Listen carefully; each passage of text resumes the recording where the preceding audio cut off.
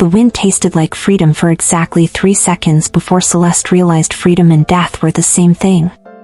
Her body dropped through the night air, the bridge shrinking above her, the black water rushing up to meet her like an old friend. She did not scream. She had no screams left. Her family had taken those months ago. But she never hit the water. Instead, iron arms locked around her waist midair, and the world spun violently as something impossibly fast moved against gravity itself.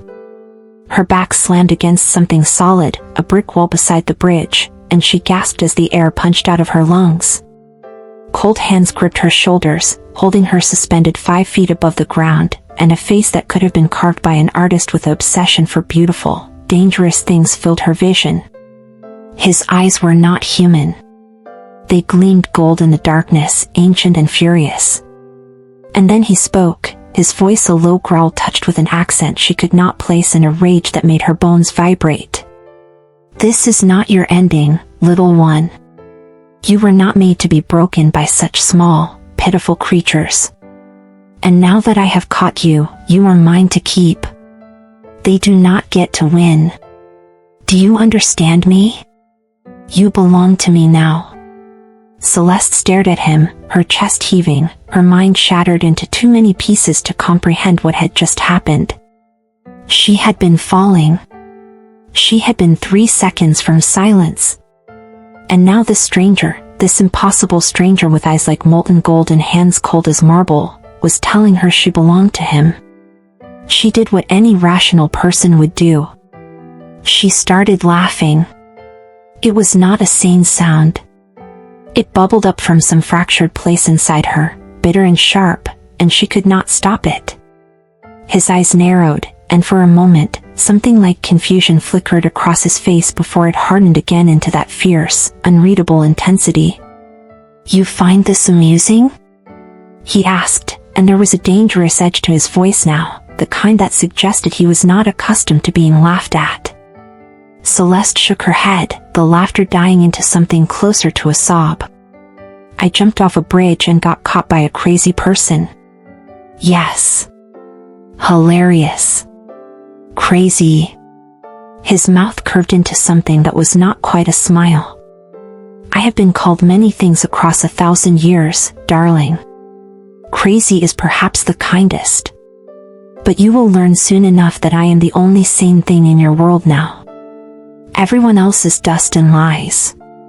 He released her shoulders, and she dropped the few feet to the ground, her legs buckling immediately. She collapsed onto the damp grass beside the bridge, her whole body shaking. He crouched in front of her, still watching her with that unnerving golden gaze, his head tilted slightly like a predator studying wounded prey. Celeste wrapped her arms around herself. "Who are you?" "Lucien Alaric Devereaux. The most simply call me the Vampire King, and they do so on their knees."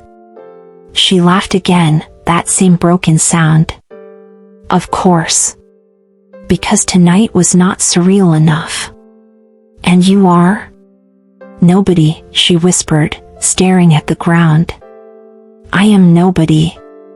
That is why I jumped." His hand shot out, gripping her chin and forcing her face up to meet his eyes. The movement was too fast, inhuman, and his skin was cold enough to make her gasp. When he spoke, his voice was soft, but it carried the weight of absolute authority.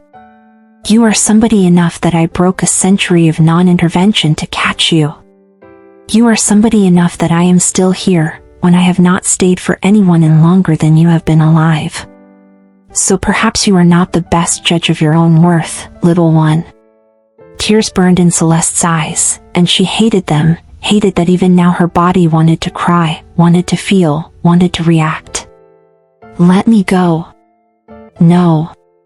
You do not even know me." "Not yet. But I will. And more importantly, you will know me. You will learn that when I claim something, I do not let go. And I have just claimed you." "I did not ask to be claimed," she bit out, anger finally flaring through the numbness. "I did not ask to be saved. I wanted it to end."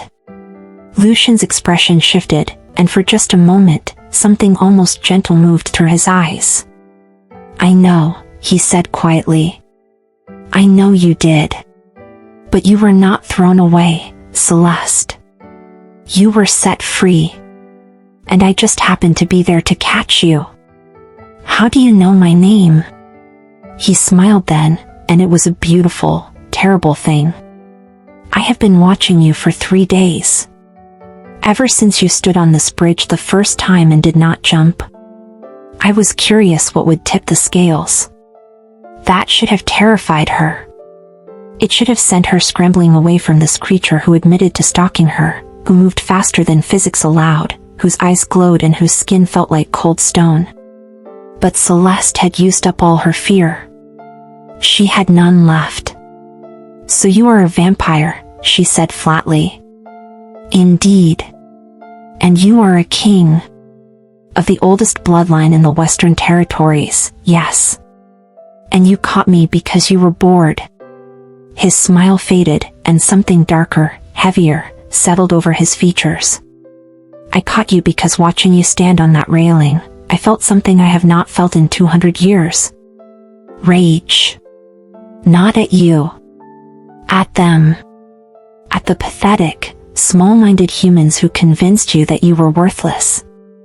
And I decided, in that moment, that they do not get to dictate your ending. I do." Celeste stared at him. "You are insane. Perhaps.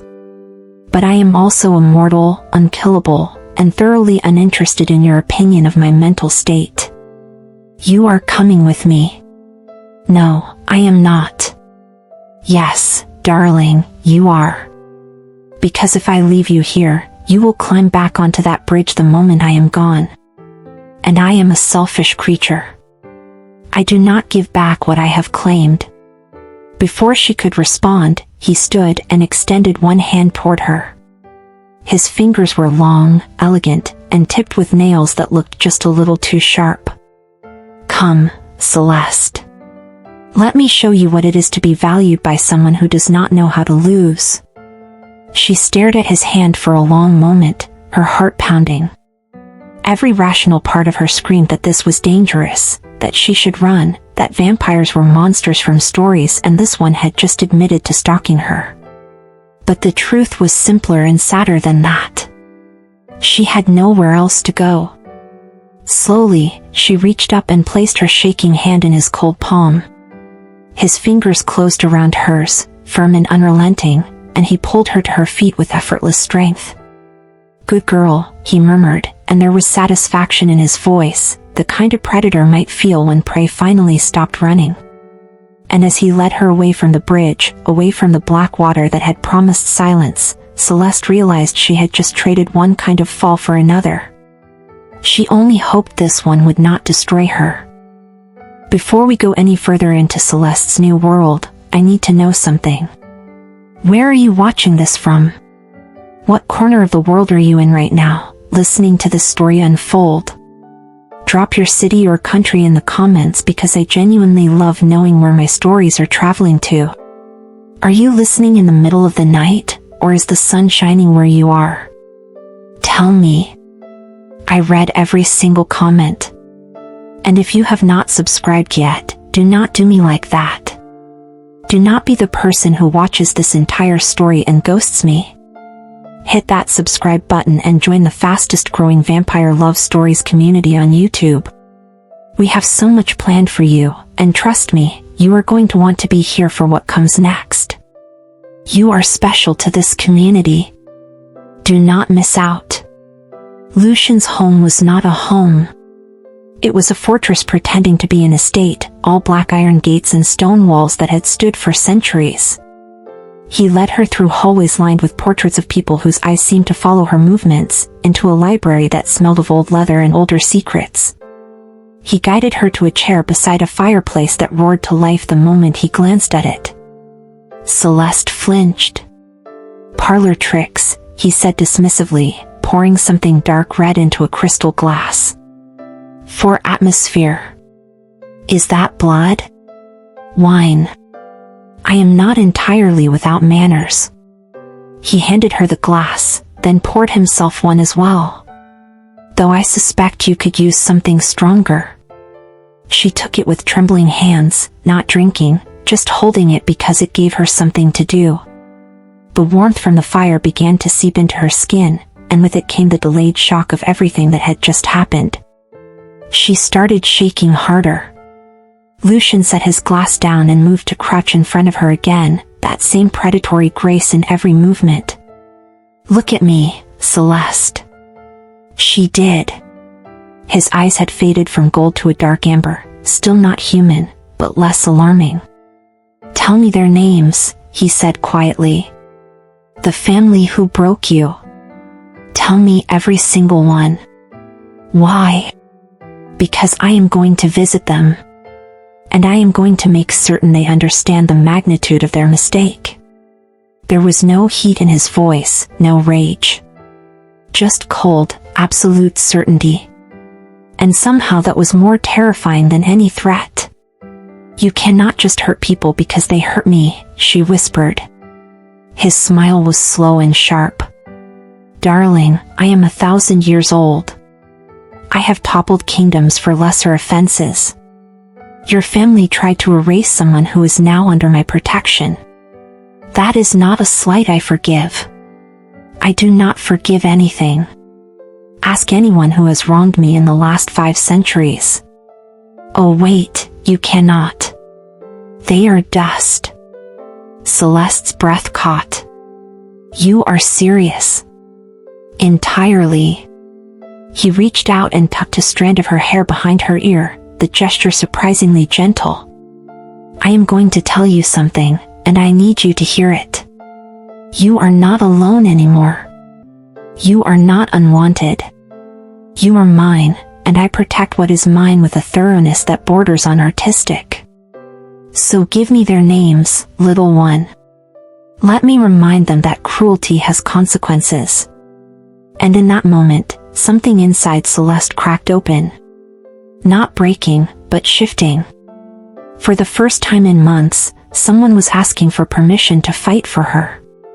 Someone was looking at her pain and calling it unacceptable. She whispered the first name. Then the second. Then all of them. And Lucian smiled like a wolf that had just been given a map to the sheep. By dawn, Celeste had convinced herself this was insane. She stood in the guest room Lucian had given her, a space larger than her entire apartment had been, staring at herself in a gilded mirror. Her reflection looked hollow. Tired. Confused. There was a soft knock, and a woman entered, dark-skinned and elegant, with the same unnatural grace Lucian possessed. "I am Isabeau," she said warmly. "Lucian's sister. He sent me to make sure you had everything you needed and were not plotting an escape out the window." "I am not," Celeste said automatically, then paused. "Is he always this intense?" Isabeau laughed, a bright sound that felt out of place in the heavy atmosphere. "Oh, darling, you have no idea. My brother does not do anything halfway. When he loves, it is utterly consuming. When he hates, it is eternal. And when he decides someone is his, well..." She gestured around the room. "You see the results." "I am not his," Celeste said, but the words felt weak even to her own ears. "Tell him that." Isabeau's smile was knowing. "Though I suspect he will simply laugh and prove you wrong. He has already sent word to the family. Yours, I mean. He is visiting them tonight." Panic flared in Celeste's chest. "He cannot do that. They will call the police, they will." "They will what?" Isabeau's expression turned cold. "Tell the authorities that a man came to their home and politely informed them of their failures as human beings? Lucian is not going to harm them, Celeste. Not physically. He does not need to. He has other ways of making people understand their mistakes." Celeste sank onto the edge of the enormous bed. "I should not have told him their names." "Why?" Because you still think you deserved what they did to you? The question landed like a blade between her ribs. Celeste looked away. I do not know what I think anymore. Isabeau sat beside her, her cold hand covering Celeste's warm one. Then let me tell you what I think. I think you have spent so long being told you were nothing that you started to believe it. And now someone is telling you the opposite, and it terrifies you. Because if you believe him, if you let yourself accept that you were wronged, then you have to feel the anger. And anger is so much harder than numbness. Celeste's throat tightened. I just want to forget. You will. Eventually. But first, you have to let yourself remember why it hurt. And you have to let someone stand beside you while you do. I do not know how to do that. Isabeau squeezed her hand. Good thing Lucien is a very patient teacher when he wants to be. Give him a chance, Celeste. Give yourself one. For 3 days, Celeste lived in Lucien's world, and it was like living inside a dream she could not wake from. The estate was vast, filled with vampires who moved like shadows and spoke in languages she did not recognize. But Lucien was a constant presence. He did not push. He simply existed near her, reading in the library while she sat by the window, joining her for meals even though he did not eat, talking to her about centuries of history like he was discussing last week. On the 3rd night, she found him in the garden, standing beneath a pergola wrapped in night-blooming jasmine. The moon was full, and it painted everything silver. You have been avoiding the question, he said without turning around. What question? Why you believe them and not me? Celeste wrapped her arms around herself against the chill. Because they are my family. They are supposed to know me. He turned then, his expression unreadable. And I am a stranger who caught you Midair and declared you mine. I understand the logic, darling. I simply reject it entirely. You cannot just reject logic. Watch me. He stepped closer, his hands sliding into his pockets in a gesture that was almost casual. Your family shares your blood. That is biology. It is not love. Love is a choice, Celeste. It is looking at someone and deciding they matter. It is protecting them even when it costs you. It is refusing to let the world swallow them whole. Biology did none of that for you. I did. You do not love me, she said, but her voice wavered. You do not even know me. Not yet, he agreed. But I am immortal, darling. I have all the time in the world to learn. And I have already decided you are worth it. That is more than they ever gave you. She hated that he was right. Hated that his words burrowed into the broken places inside her and settled there like truth. Why do you even care? She demanded, frustration bleeding into her voice. Why me? You could have anyone. Lucien smiled, and it was softer than she expected. Because when I looked into your eyes on that bridge, I saw someone who had survived a war nobody else acknowledged. And I have spent 1,000 years watching cowards destroy the brave. I am tired of it. So yes, Celeste, I chose you. Out of sheer spite toward a universe that tried to convince you that you did not matter. That is the worst reason to save someone. Perhaps. But it is honest. And I suspect you have had quite enough of pretty lies. He extended his hand toward her, an echo of that first night. Walk with me. Let me tell you about the family who raised me. Let me show you what it looks like when people choose to stay. She hesitated, every instinct screaming at her to protect herself, to not let this dangerous, impossible man any closer. But his hand remained steady. Patient. And slowly, she took it. They walked through the gardens, past fountains that whispered in the darkness, and Lucien began to speak. I was the youngest of 5 siblings, he said. Born in a time when being the youngest meant you were expendable. My father was a brutal man. A lord who ruled with fear and called it strength. He had no use for a son who preferred books to swords, who asked questions instead of following orders. What happened? Celeste asked quietly. He tried to beat it out of me. The curiosity. The defiance. And when that did not work, he arranged for an accident during a hunt. A wild boar, a convenient moment of chaos. I was supposed to die. But you did not. No. Because my eldest brother Nicolaus saw what was happening and stepped between me and the beast. He nearly died saving me. And when we returned home bloodied and I told our siblings what father had done, they made a choice. We left. All of us. Together.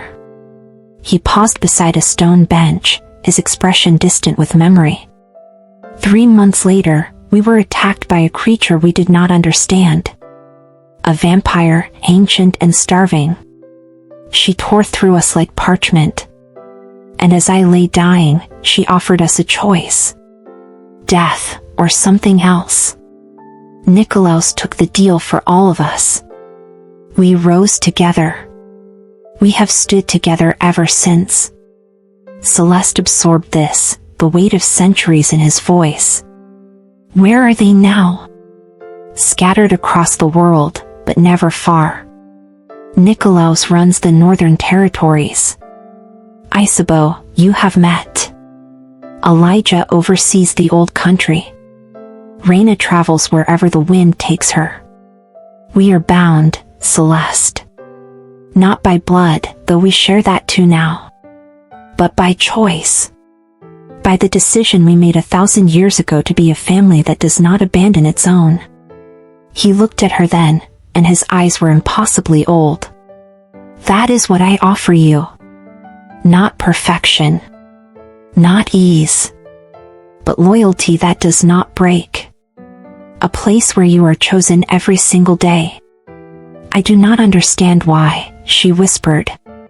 Because I know what it is to be the one nobody wanted, he said simply. And I decided centuries ago that I would never let that happen to anyone I could save. Call it arrogance. Call it a savior complex. I do not care. You are here, you are alive, and you are mine to protect now. That is the end of the discussion. What if I want to leave? His smile was sharp. Then I will let you. I am a monster, darling, but I am not a jailer. But I do not think you will. Why not? Because for the first time since you can remember, you feel safe.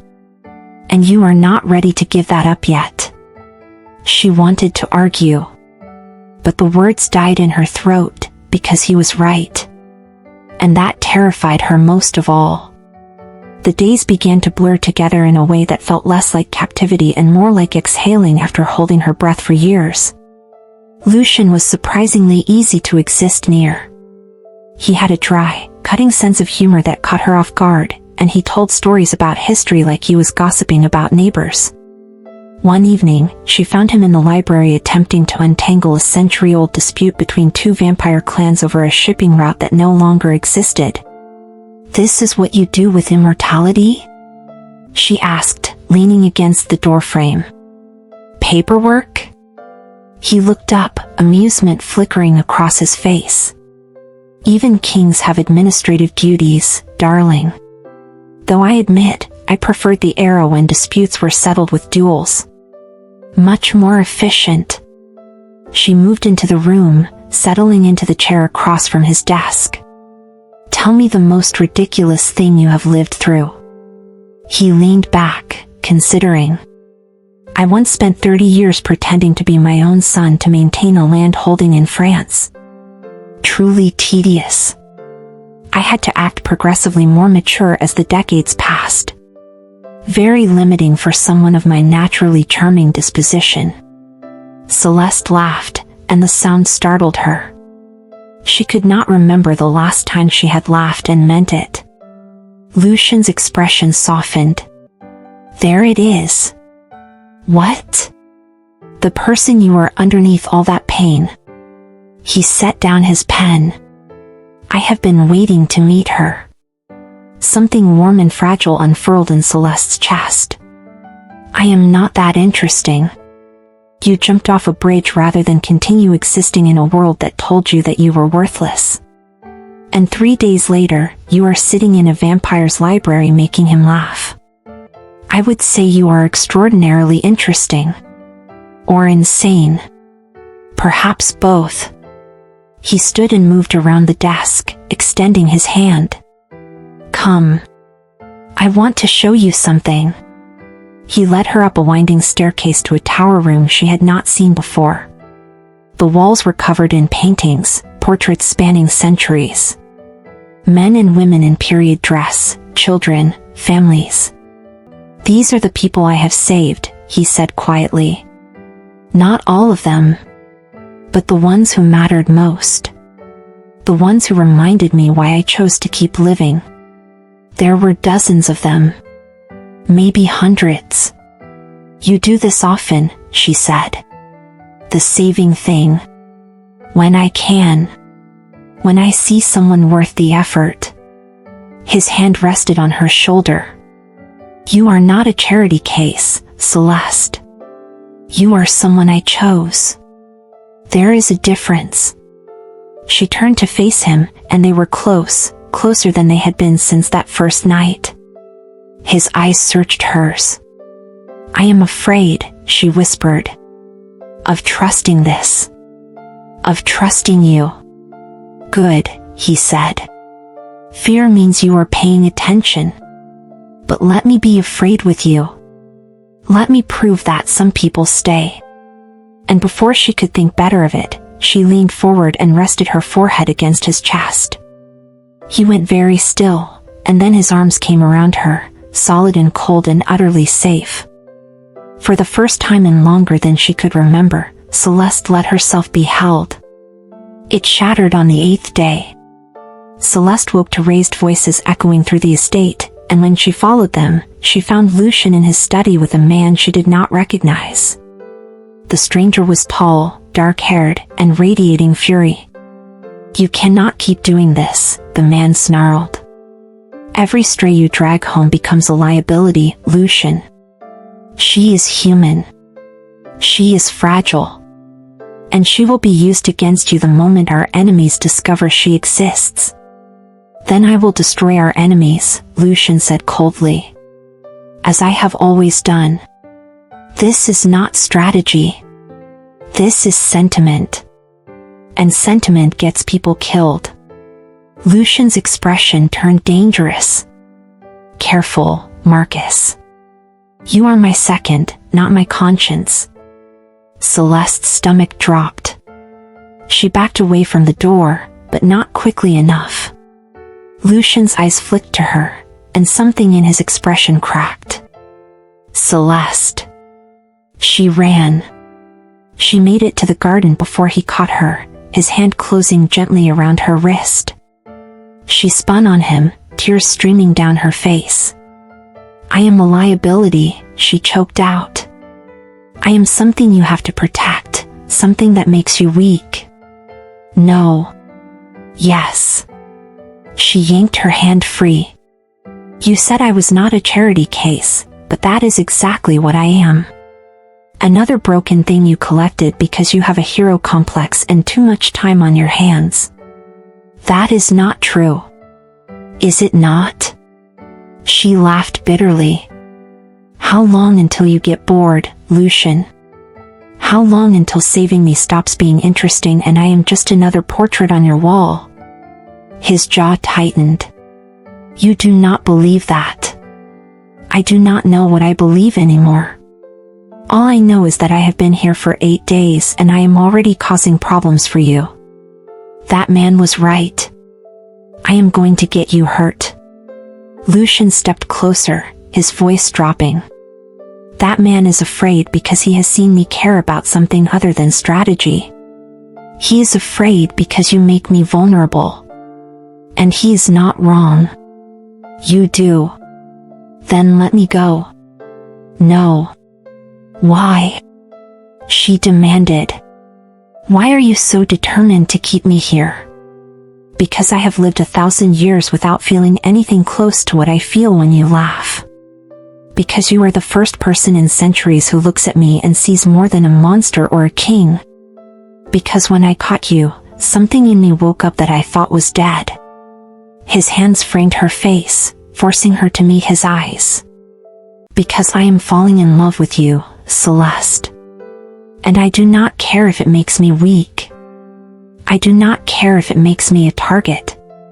I care about you, and I am not letting you go because someone is afraid of what that means. She stared at him, her heart breaking and mending and breaking again. I am going to ruin you. Then let me be ruined, he whispered. Let me choose this. Let me choose you. But the fear was too loud, the old voices too strong. She pulled away from him, shaking her head. I cannot do this. I cannot be the reason you fall. And she walked away, leaving him standing alone in the garden. Celeste packed the few things she had in the beautiful room that had started to feel like home. Her hands shook, but she forced herself to keep moving. This was the right choice. The safe choice. She was protecting him. The door opened, and Isabeau stepped inside. Running will not change how you feel, she said quietly. I am not running. I am leaving before I cause more damage. Isabeau moved closer. Do you know what my brother was like before you? Cold. Efficient. He ruled with absolute control and zero attachment. He was a king, but he was not alive. Not really. Celeste's throat tightened. That is not my responsibility. No. But you gave him something anyway. Hope. Connection. A reason to feel again. And now you are going to leave because you are afraid of matching to someone. I am afraid of hurting him. Then stay and let him decide what risks he is willing to take. Isabeau's voice softened. You spent your whole life with people who made you feel like a burden. Do not do their work for them, Celeste. Do not run from the first person who fought to keep you. The words cracked something open inside her. She sank onto the bed, dropping her face into her hands. What if I am not enough? What if you are exactly what he needs? Celeste sat there for a long moment, the weight of the choice pressing down on her. She could leave. She could walk out and return to the life that had driven her to that bridge. She would be safe from vulnerability, from caring, from the terrifying possibility of being loved. Or she could stay. She could choose the man who caught her Midair and refused to let go. She could choose the family that decided she was worth keeping. She could choose herself, finally, after a lifetime of being unchosen. Slowly, she stood. She walked out of the room, down the stairs, through the halls that had become familiar. And she found Lucien exactly where she had left him, standing in the garden staring at nothing. She stopped a few feet away. He turned, and the raw pain in his eyes nearly broke her. I am terrified, she said. I am so afraid of this, of you, of how much I am starting to care. But I am more afraid of going back to the person I was before you caught me. So if you still want me, if you are still willing to risk it, then I am staying. I am choosing you, Lucien. I am choosing us. The smile that broke across his face was like sunrise. He crossed the distance between them in an instant, pulling her into his arms and lifting her off the ground. You are not allowed to scare me like that again, he murmured against her hair. I am immortal, darling. My heart does not beat. But I swear it stopped when you walked away. She pulled back just enough to look at him. What do we do now? Now? His grin turned wicked. Now I introduce you to my family properly. And then we pay a visit to yours. I made them a promise, after all. What kind of promise? That they would understand, in exquisite detail, exactly what they lost when they threw you away. I am a man of my word. And for the first time, Celeste smiled at the thought of facing them. Because she was not alone anymore. She was claimed. She was chosen. She was his. 3 weeks later, Celeste stood in front of her family's home with Lucian at her side and an entire family of vampires at her back. Nikolaus had flown in from the north, silver-haired and intimidating. Elijah arrived from Europe, quiet and lethal. Reina appeared with a grin that promised chaos. And Isabeau stood beside Celeste, her hand a reassuring weight on her shoulder. You do not have to do this, Lucian said quietly. I can handle this alone. No. Celeste lifted her chin. I need to do this. I need them to see who I became without them. He smiled, fierce and proud. Then let us remind them of their mistake. They knocked, and when Celeste's mother opened the door, her face went white. Celeste. What are you? Hello, mother. Her voice was steady, stronger than it had ever been in this house. I thought I should introduce you to my family. Her mother's eyes darted to the group behind her, and fear flickered across her face. The kind of primal fear that recognized predators even when the conscious mind refused to. Lucian stepped forward, and his smile was all teeth. Mrs. Hartwell. How lovely to finally meet you. I have heard so much about you. None of it flattering. Who are you? Her father demanded, appearing behind her mother. I am the person who caught your daughter when she jumped off a bridge to escape the life you created for her. Lucian's voice was pleasant, conversational, but edged with steel. I am the person who has spent the last 3 weeks teaching her that she is valuable, loved, and worth protecting. I am, in short, everything you were supposed to be and failed spectacularly at. You cannot speak to us like that, her father blustered. I can, and I am. But do not worry. I am not here to harm you. Physically, at least. His eyes glowed gold for just a moment. I am simply here to deliver a message. Celeste is under my protection now. She is part of my family. And if you ever, and I do mean ever, attempt to contact her, to hurt her, or to make her feel even a fraction of the pain you inflicted before, I will return. And I will not be pleasant. He leaned closer, and his voice dropped. I am 1,000 years old, and I have perfected the art of revenge. I can ruin you financially, socially, professionally. I can make you disappear so thoroughly that even your memories will fade from the people who knew you. And I will do it with a smile, because you tried to destroy someone I love. Do we understand each other?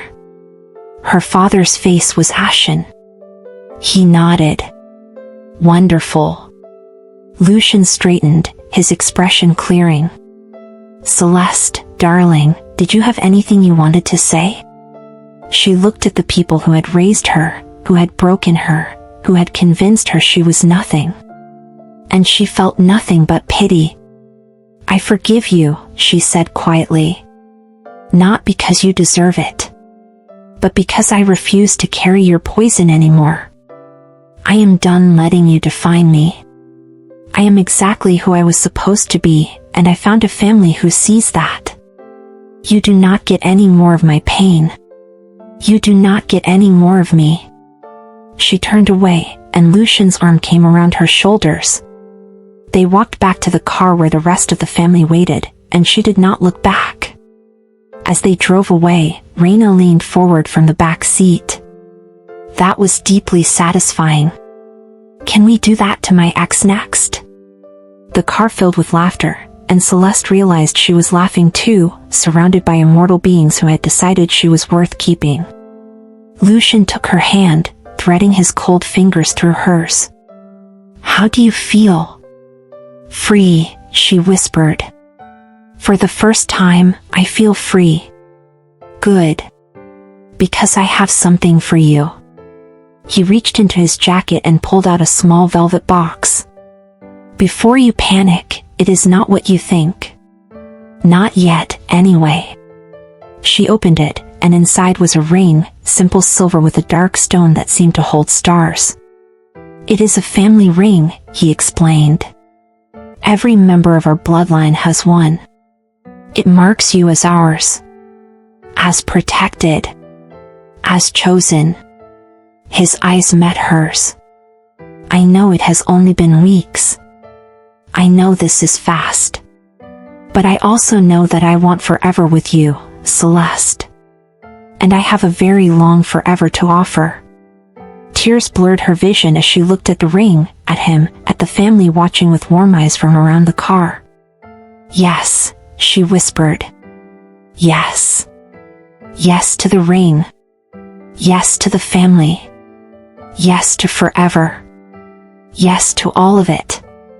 His smile could have lit the world. He slipped the ring onto her finger, and it fit perfectly, as if it had been made for her across centuries of waiting. Nikolaus raised a flask from the front seat. To the newest Devereaux.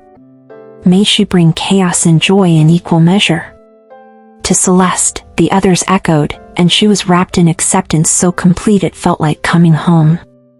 That night, standing on the balcony of the estate with Lucian's arms around her and the stars overhead, Celeste thought about the bridge. About falling. About the 3 seconds when she thought freedom and death were the same thing. She had been so wrong. Freedom was this. Being caught. Being held. Being chosen by someone who refused to let go. What are you thinking? Lucian murmured against her hair. That I am glad you have terrible timing. He laughed. Darling, my timing was perfect. I have been alive 1,000 years. I know exactly when to catch falling stars. She turned in his arms, reaching up to touch his face. I love you. I know it is fast, I know it is insane, but I love you too. He kissed her forehead, her cheeks, her lips. I loved you the moment I caught you. I will love you for every moment I have left. Which, fortunately for both of us, is quite a lot of moments. And as he kissed her properly, thoroughly, with the patience of someone who had all the time in the world, Celeste understood something fundamental. She had not been saved that night on the bridge. She had been found. And she was never going to be lost again. What would you have done in Celeste's position? Would you have trusted Lucian from the beginning, or would you have run the moment things got too real? Drop your thoughts in the comments because I am genuinely curious how you would handle falling in love with a vampire king who refuses to let you go. If you made it all the way to the end of this story and you have not subscribed yet, I am just going to say it. I spent hours crafting this for you. Hours building this world, these characters, this love story. And it takes you literally 1 second to hit that subscribe button. 1 second to let me know that this mattered to you. I pour my heart into every single story, and your support is what keeps me going when I am up at midnight writing the next one. So do not ghost me now. Do not be that person who enjoyed the entire journey and then just disappears. Subscribe. Join this family. We are building something special here, and I promise you, the stories just keep getting better. You matter to this community. Your comments, your likes, your support, it all matters. So please, if this story touched you at all, let me know. Hit that button. Leave a comment. Be part of this. Because I am not doing this alone. I am doing it for you. And I really hope you will stick around for what comes next.